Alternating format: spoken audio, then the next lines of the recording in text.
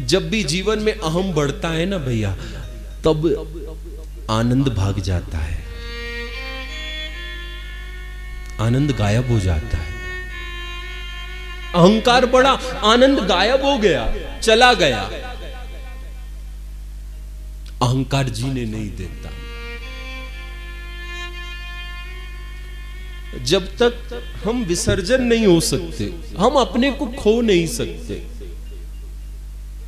जो तू अपने को खो नहीं सकता, तो वो तेरा हो नहीं सकता। अपने अस्तित्व का भी नाश करना होता है। मैं कुछ हूं ही नहीं, क्या हो सकता हूं? एक बिंदु से जन्म हुआ, 2-4 मुट्ठी राख में बदल जाऊंगा। इससे बढ़कर अपना अस्तित्व क्या होगा? क्या हो सकता है?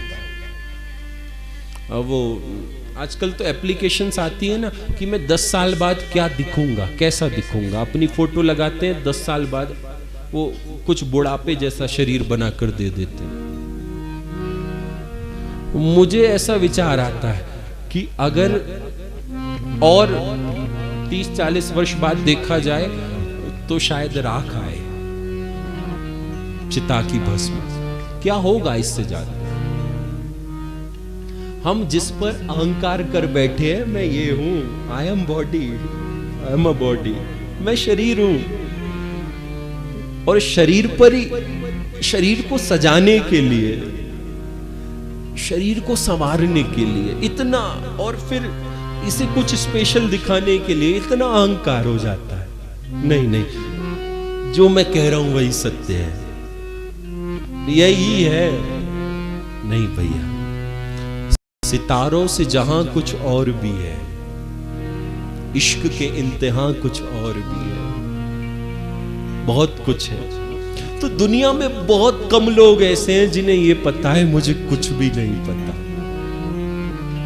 आप तुलसीदास जी को देखिए, पूरी रामचरितमानस लिखी, आज भी हिंदी का, पूरे विश्व का सबसे बड़ा काव्य है। इससे बड़ा काव्य आज तक नहीं बन पाया। लगभग 500 वर्ष होने जा रहे हैं। ग्रंथ ना मानो, क्योंकि बहुत इंटेलेक्चुअल्स उसे ग्रंथ नहीं मान रहे। अरे काव्य ही मानो भैया, अवधी भाषा में लिखा गया है, अवधी भाषा में लिखा गया है। क्यों?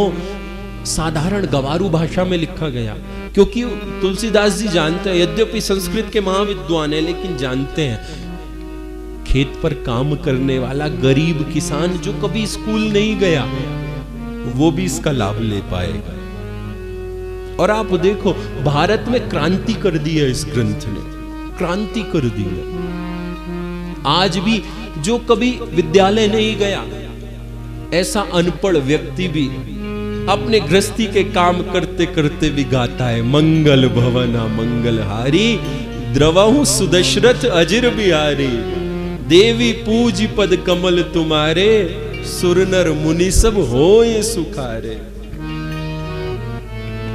ऐसी क्रांति करी।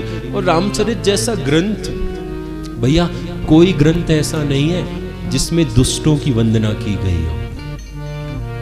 आप देखिएगा, विचार कीजिए, किसी ग्रंथ में दुष्टों की महिमा नहीं गाई, दुष्टों को प्रणाम नहीं किया। लेकिन गोस्वामी जी का व्यापक व्यक्तित्व, व्यापक व्यक्तित्व, उन्होंने दुष्टों को भी प्रणाम किया।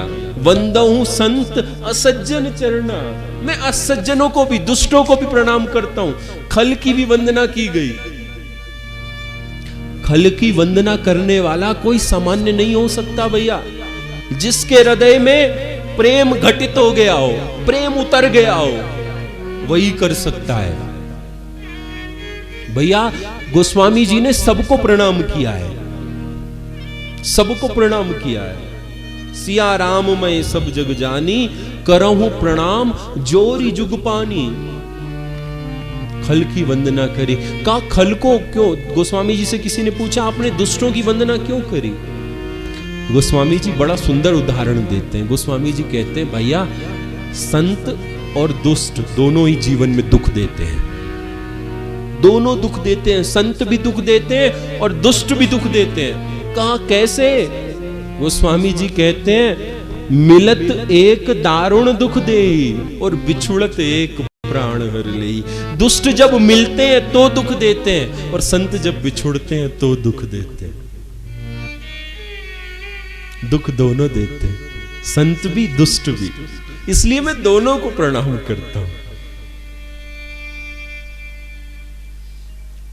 ऐसे भैया इंद्रियार्थेषु वैराग्यम अन अहंकार एव च जन्म मृत्यु जरा व्याधि दुख दोषानुदर्शनम।